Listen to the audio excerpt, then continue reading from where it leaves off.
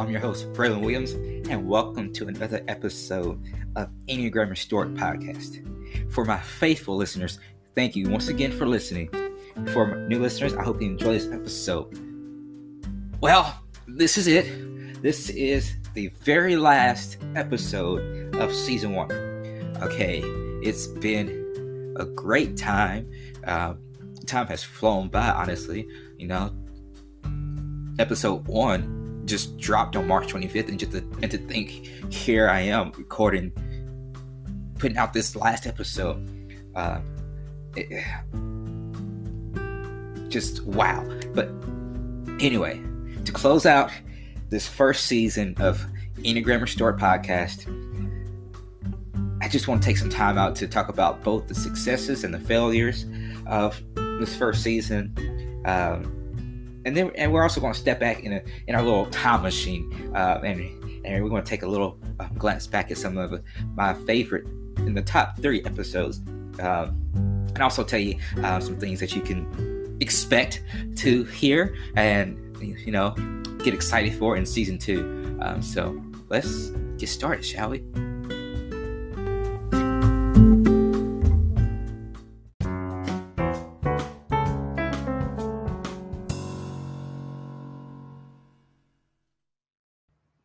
So let's talk stats, okay? So unfortunately,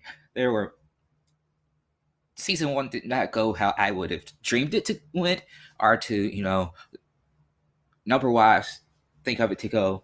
But I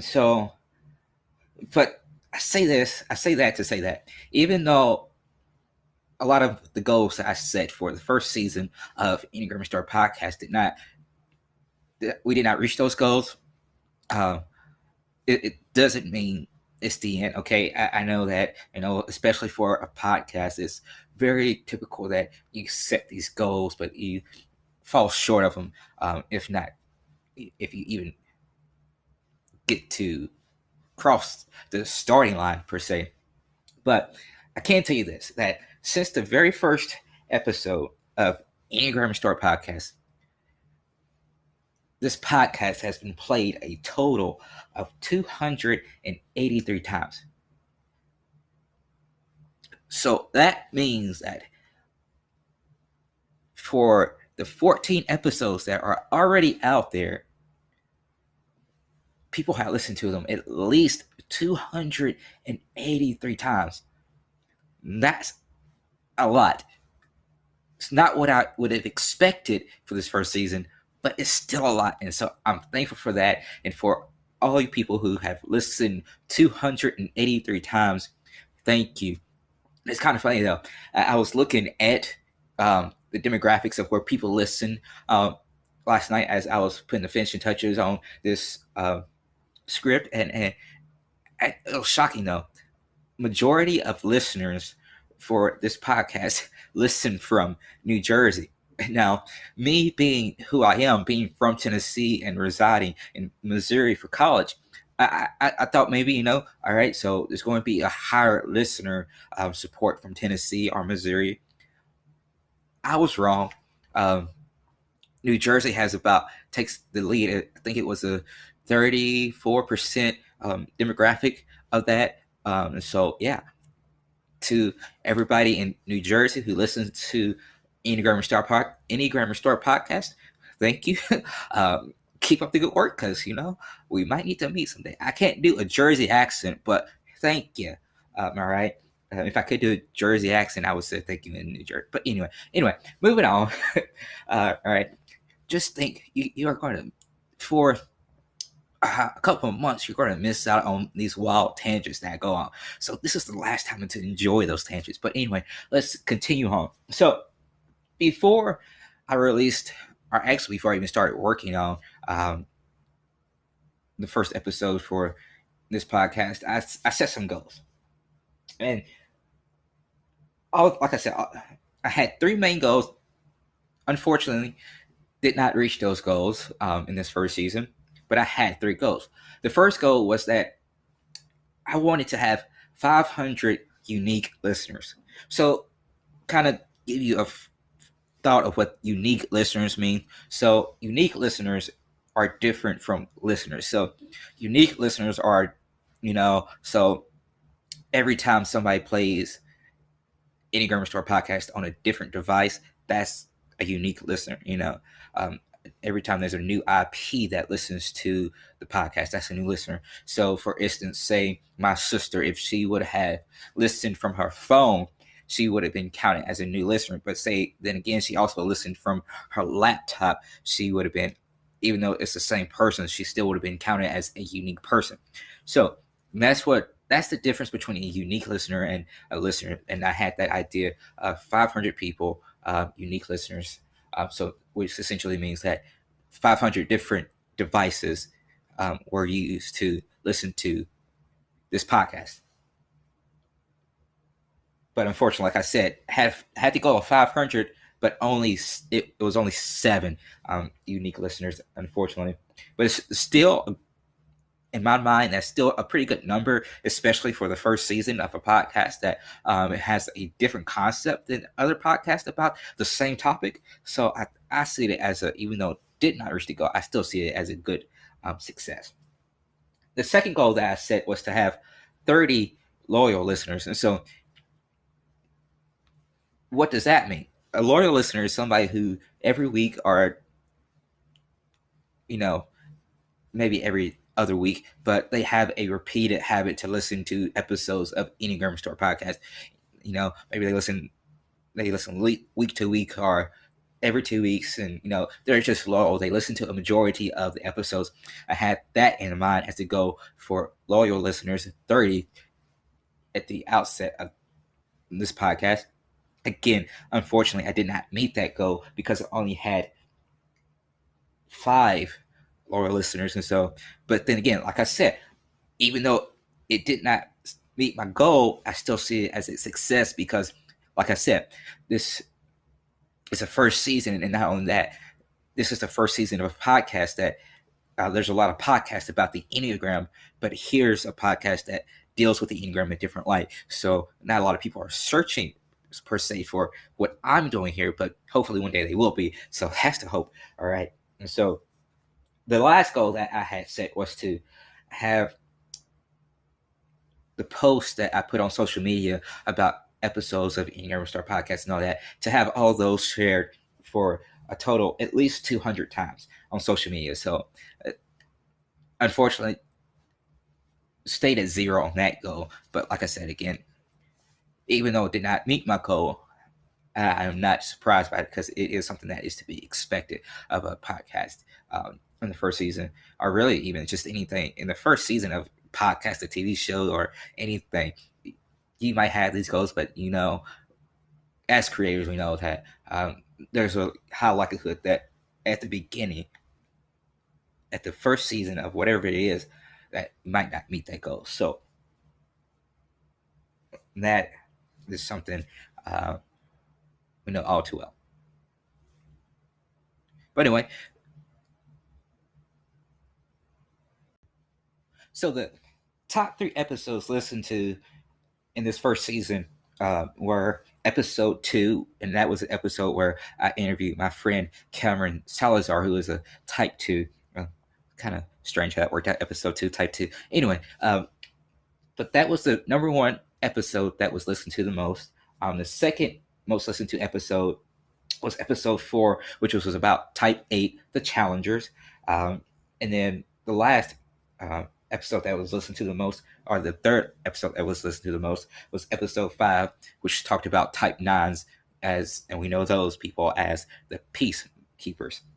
All right, so I want to do something a little unique. So what we're going to, let's just, now we're going to step into our DeLorean and go back in time to episode 2. So let's listen to this segment from Cameron's interview.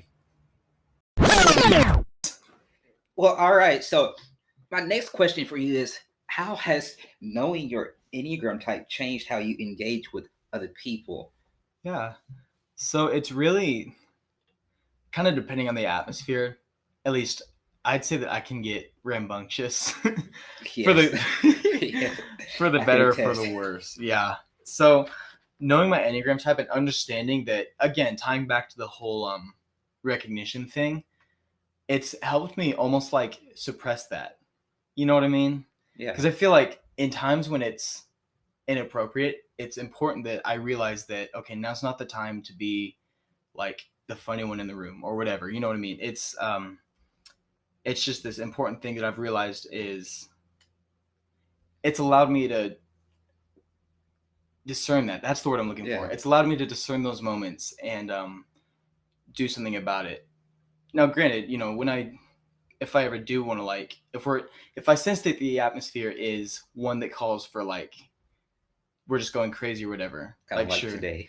Seriously.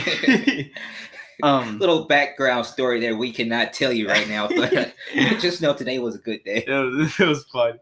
But yeah, and that's honestly like where I thrive, I say, is when I can just not like suppress myself at all and just like live in the moment.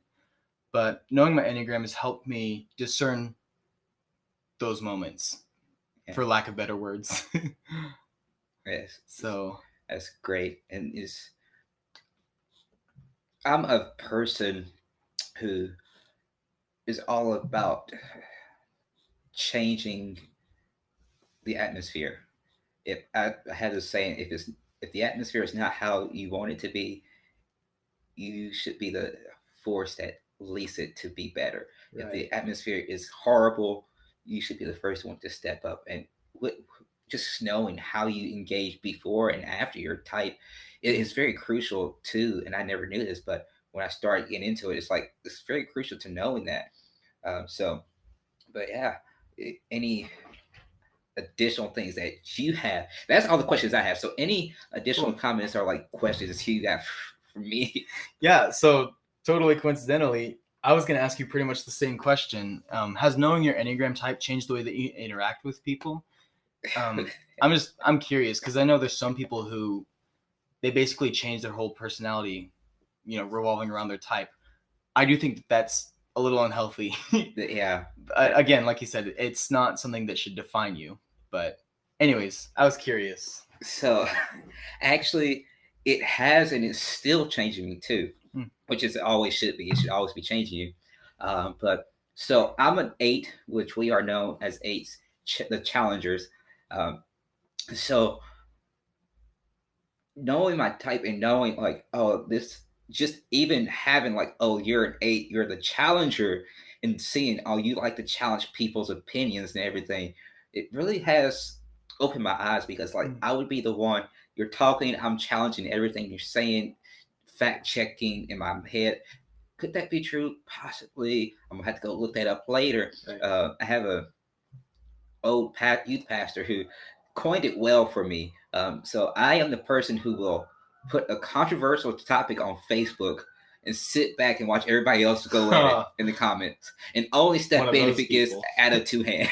Yeah, like I know where I stand on it, but I want to see y'all fight. Right. So I will challenge the ground. I mean, even with before I did this podcast, the Enneagram Restored podcast, and it was Digging Deep podcast, like the entirety of that podcast was based on the fact, all right, I'm going to challenge your current opinions by presenting you with facts, and facts you probably did not know about. Right. And so it changed that aspect. But also, one of the biggest things about 8s, and there are a lot of other types too, but 8s are one of the top people who struggle with showing emotions and being vulnerable. Mm-hmm. And so that, which I'm gonna talk more about that in the next episode, but that has been something where like I've since knowing that, I'm like, all right, let's do things to try to combat this and be more open and allow people into my life more. Have I gotten to where I want to go yet? Not at all. Hey man, we're all growing. I will get there one day, hopefully. Yeah, and it's kind of funny. I've always been the most intimidated by 8s, just for that very reason. Like, I feel like you guys aren't afraid to just like light the fire and just step back. Yes. You know what I mean? And in a sense, especially in today's culture, like I appreciate that. There's even, you and I, Braylon, we've had conversations that stemmed more so towards like events going on in our world and stuff that you've been able to kind of help me understand in not just the right perspective, but a Christian one as well. Yes. So yeah. And I tell you though, being Challenger is, even before I knew my Enneagram type, my thinking was, I'm not going to speak on a topic before I've done at least some bit of research to do it, because how can I challenge somebody's opinions without knowing the facts myself? Right. There's too many people nowadays. But I tell you, I've done it a couple of times and people still believe me. Right. So if you can just put on good enough poker face, you can change anybody's opinion. Yeah, true. So that's awesome. But anything else? Yeah, you know what? That was really all that I had written down. Well, wait, really quickly, one more question. What's your favorite type besides your own? Oh, favorite type. For me, I'm gonna say mine is probably just a 2, just because I'm biased. But every single 2 that I know is just a solid person.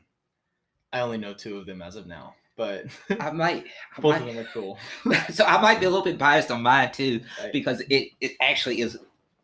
I would say it's my wing, the 7s. Okay, and it's because little unintentional promo here. As a travel agent, oh, there it is.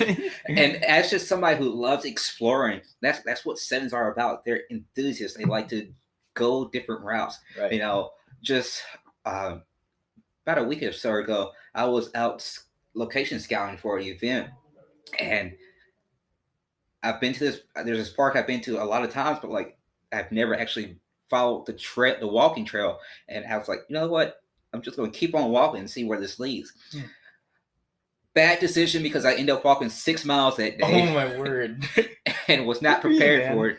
Did not stretch. Did not do anything to prepare for a 6-mile walk. And so even now, I can still feel my butt just a little bit tight, but it's all right. Hey, that's good for you. It means you're growing. So, but yeah, I would say 7s because the adventure people, like, it doesn't seem like it on the outside, but I am one of those people, like, I like adventure. Like, I'm going to, let's do this. Let's go out. Nice. If I had friends, I would be one of the people who were like, all right, it's midnight. Let's go to the cemetery. I know. Just to see what happens. I know. Will the dead come to life? But, hey, speaking of tonight, want to go to a cemetery? Hey, I'm down. Dude, all right. Well, so as always, it was great talking to you, and man. I hope to have you again. Absolutely, dude. Anytime. So we'll see. Got a lot more of the guests coming on. Got Adam coming. One episode. He'll be great. Discuss that about. And so he is, if I remember right, a 3. I think you're right, because I think we've talked about that before. So it's so funny because I feel like me and him are so opposite in so many ways. But yet you're so close together. Exactly. It'll be really interesting to hear what he has to say. And if I think he's a wing too, so it would make sense if he was, at least. I think that's where the opposites might come in. So, but yeah, great talking with you, and so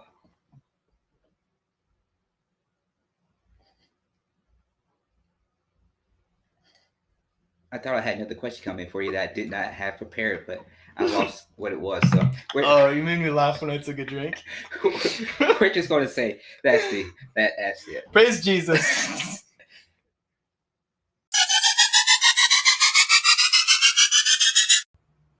I hope you enjoyed that little segment of his interview. You can go back and listen to the full episode. Like I said, that was episode 2. So I encourage you, if you liked what you heard there, go back, listen to the full episode. And I hope you just enjoyed that little glimpse going back in time. That was the 2nd episode of Enneagram Star Podcast. So that was in early April. So just to think, a lot of time has passed since then. And here we are, the last episode. But anyway, our next stop back in time is to episode 4. Just listen to these practical ways that type 8s can combat unhealthy habits. There are some more practical ways for any 8 to combat unhealthy habits. And the first one is that just take time to stop and think about what it is you're thinking and what it is you're feeling before you make a decision. As part of the gut triad, eights are notorious for about acting on the first instinct, acting on the first emotion, acting on that gut level. So step back, take some time. What is it that you're thinking? What is it that you're feeling? Think about those things before you make a decision as an eight. Also, as an eight, learn that vulnerability is a strength and not a weakness. And discover your limits.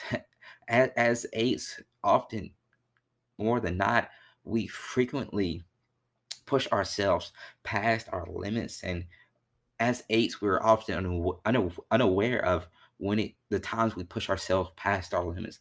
So pay attention to that. Pay attention to your mental and emotional state, and just allow yourself as an eight time to rest and recover. Also, be more intentional about giving love to others, and be more intentional about receiving love from others more openly. This is also one of those things that I'm working on myself as an eight, and I highly encourage you to, if you're an eight that's listening to this podcast episode right now, to work on. It's about that intentionality of giving and receiving love more openly. And lastly, one of the more practical ways that as a type eight that you and I can um, combat unhealthy habits is just allow people to take the lead sometimes.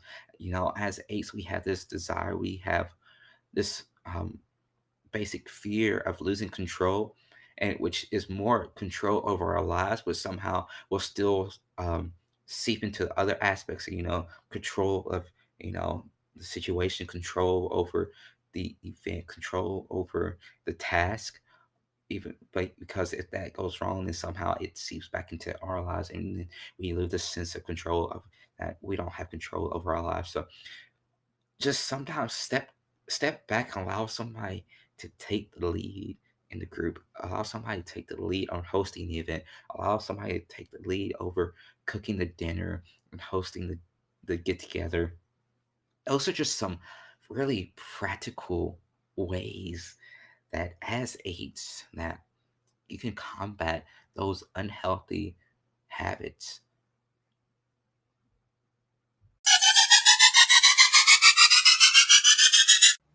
As an eight myself, I really, as I was like putting that script together for that episode, and I was like, all right, here's some. It's like, okay, why am I not using these practical tips myself? Because I'm an eight and I felt this way, and like, okay, so even though I put the episode together and I did the episode, I prepared the episode, I recorded the episode, I've started using those tips myself too. So if you're an eight and you're listening, I hope you will take into account these tips and you start using them. You'll find your own that will help you to combat these unhealthy ways. Great tips there, and there's also great tips that you can find online as well. And there's also great tips within your own intellect that you can create that works best for you. So we want to make one last stop back in time, and that final stop is to episode 5. So let's go back in time and find out about the common traits of type 9. So you want to know peace, then I highly suggest, I highly encourage you to get you a friend who is a type 9, because type 9s are just natural born peacemakers. They're natural born mediators, and it comes in part with um, the fact that their core motivation is peace. Their core motivation is harmony. They are it just resides within them from this fear, as I stated in early episodes, that they desire peace and harmony because of the fear of separation. Mainly from this fear of separation stems from the idea that if they assert themselves, if they assert their own opinions, if they assert their own views, their own priorities, then people will cut away from them. And so any assertion of themselves leads to being separated from people. So they strive to keep the peace.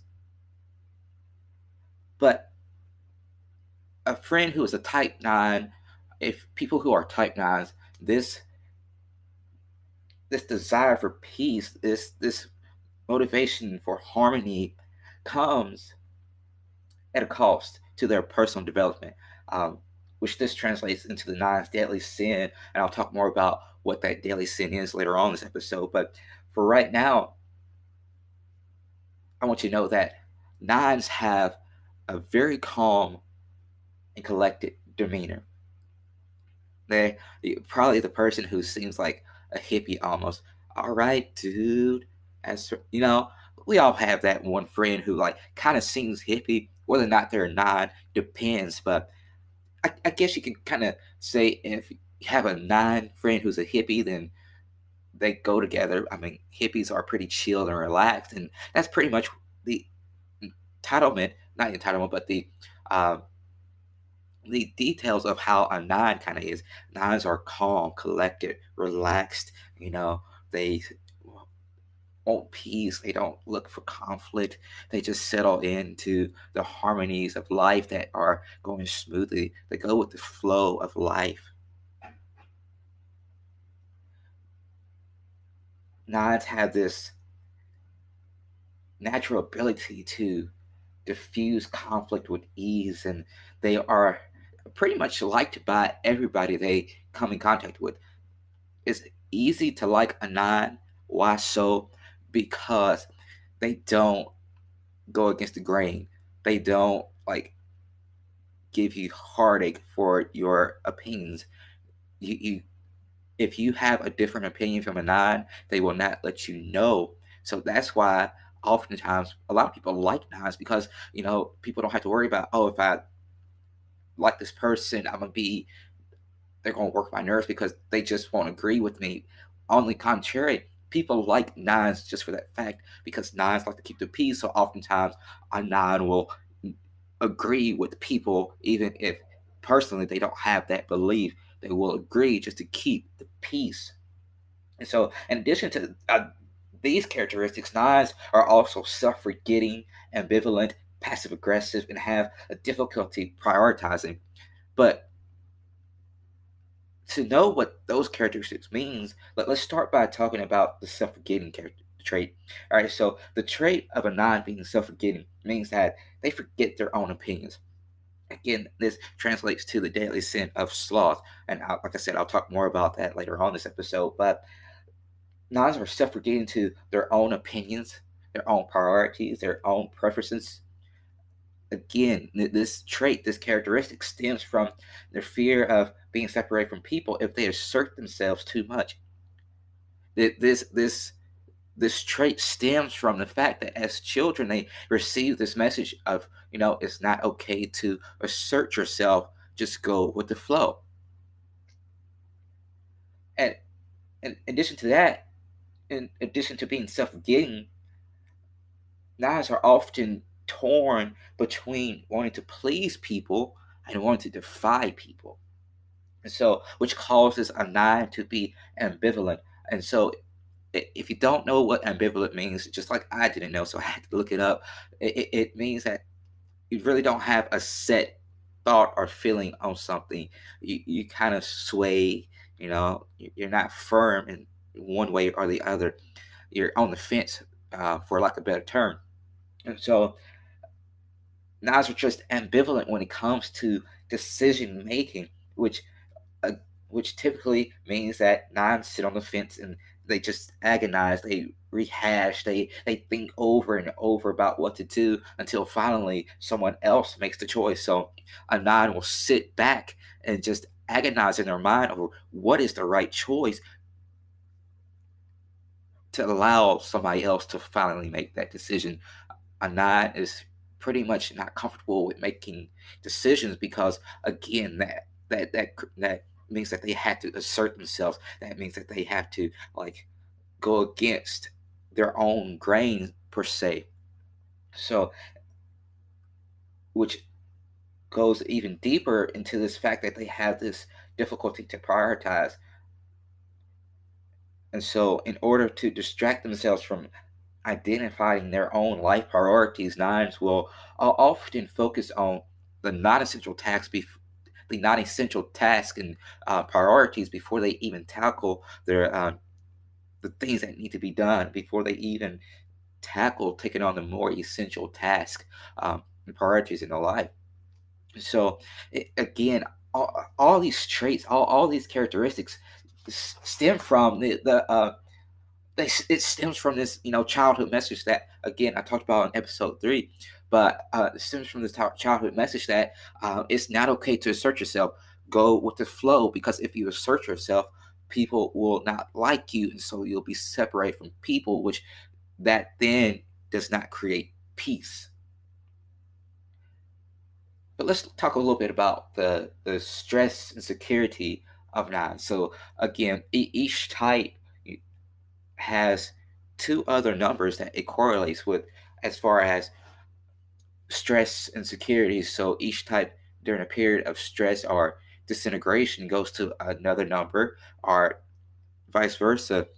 When a type is experiencing security, it is experiencing growth, they go to a different number. So those numbers for type 9s is 6 and 3. So within a time, a period of stress, a time period of disintegration, 9s become more like unhealthy 6s. They become anxious and worried.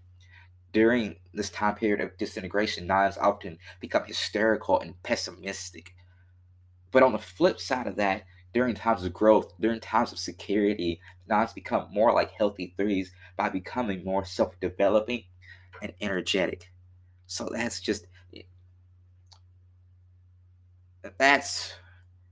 good, because again, a healthy, during security, during growth, they're becoming like healthy 3s, becoming self-developing, becoming energetic. Really want to point out the self-developing part is that as a typical 9, they don't think it's okay to assert themselves, but as they grow, they become self-developing and they begin to assert themselves more and more. They begin to live out their true identity. They begin to prioritize themselves, their own preferences, their own opinions. So it's just a good thing overall.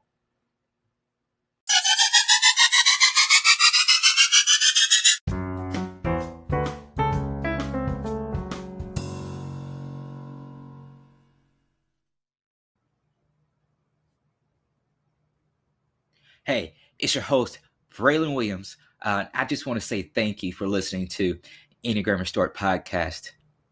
Unfortunately, though, this episode is the last episode of season 1. But don't worry. I don't know when yet, but there will be a season 2. In the second season, I will cover the wings of each type, and I'll even do a series about each type in relationships. Since I don't know when the second season will begin to be released, you can just follow me on Instagram to stay up to date for when the second season will start. My Instagram handle is in the podcast description, so go ahead and check that out. Give it a follow so you can always be up to date on when the second season will release. And again, I just want to say thank you for listening and enjoy the rest of this recap episode.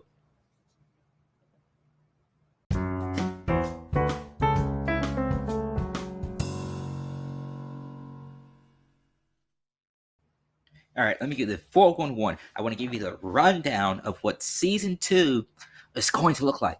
But before I do that, I've got some great news, some exciting news for you. I have a date set for the premiere of season 2. Okay, contain your excitement. I know it's a lot. I'm excited. It took a lot of planning to get this date set, and I hope it sticks. But there is still just a lot of variables at play that could change this date. So, but that's why I can't really tell you the exact date just yet. But I can tell you that season 2 will premiere this fall. I mean, come on, somebody. That deserves a hand clap. And I wish I had like a little crowd noise. Woo! Season 2 is going to premiere this fall. It's going to be great. And now, let me tell you what you can expect to hear in season 2. So, season 2 will, like I said, premiere in the fall. And the first episode will be an interview with my friend, Adam Kennedy. This is actually an interview that we planned a long time ago. But, just the way life has worked out, didn't get to do it. So hopefully I can do that as the premiere episode with him. We'll schedule that and we'll get it worked out. That's going to be a fantastic episode. It's always great to have my college buddies on the show. And you can tell what a blast we have if you go back and listen to Cameron's interview in episode 2 of season 1.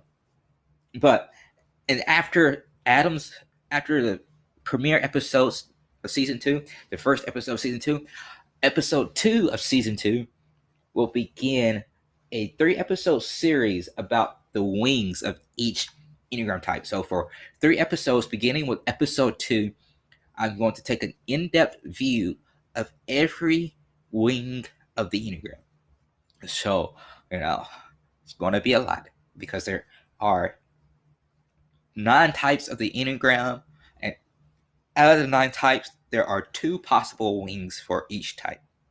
So, we're going to jam-pack all that information into 3 episodes somehow. Don't know how yet, but it's going to work out, and it's going to be fantastic. And then after that, episode 5 will be the kickoff to a 9-episode series. So in episode 5, I will be interviewing a friend of mine, Meredith Boggs, which will kick off this 9-episode series about relationships in the Enneagram. All right. So it's going to be fantastic. There is a lot in store for season 2. There is a lot of great stuff that's going to happen in season 2. And I can tell you this is just all that I have planned right now. There is the likelihood that there can be some more things to happen in season 2. So be on the lookout on my social media. When season 2 listens, just, tune in with intent to hear for new things happening each episode, because like I said, this is just all that I have planned for season 2 right now, but there can be some new additions made as time goes along. I've got I just got a lot of ideas, but this is all I have planned right now. So, as you can tell, season 2 is a jam-packed season already. It's going to be a lot of good information, and I just can't wait to get to share it with you all. It's going to be a fantastic time. It's going to be great. I don't know if you can tell, but I'm excited. I hope you're excited. We're going to take a break, and it's going to be great. I'm going to take a break for a couple of months, but I'm still going to be writing the show. I'm still going to be doing stuff and just, going to be putting out episodes every week. I'm going to have a little break from each other. You won't be hearing my voice every week. I know that's upsetting.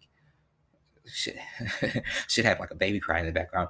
You won't hear my voice every week. Kind of sad for a couple of months, but I'm still going to be writing. I'm still going to be working on the show, putting everything together. And then we're going to come back in season 2. It's going to blow the roof off this place, all right? It's going to be great.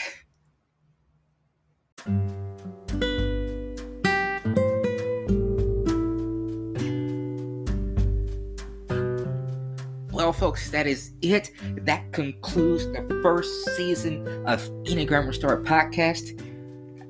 Thank you for listening. It's been great. And if you can't tell, I'm excited. I kind of wish I had some crowd noise going on right now. Hand claps, bullhorn going, because I am excited. I am over the moon. I can't wait to be back for season 2. It's going to be great. And I am just, if you could see me right now, you will see the energy flowing through my body, and I am hyperactive right now because I am just so excited for season 2. I'm so excited. It's been a fantabulous first season, 15 episodes total after today. Thank you for a good first season. And like I said, I'm excited. I hope you're excited for season 2. I can't wait to be back with you all in the fall. It's going to be great. And if you are a loyal listener, if you know what I'm about to say next, as I always say before I end the episode, I invite you to say this with me. Remember that the Enneagram doesn't define you, but it does bring restoration. It helps reshape your thinking and habits. I'll see you guys in season 2.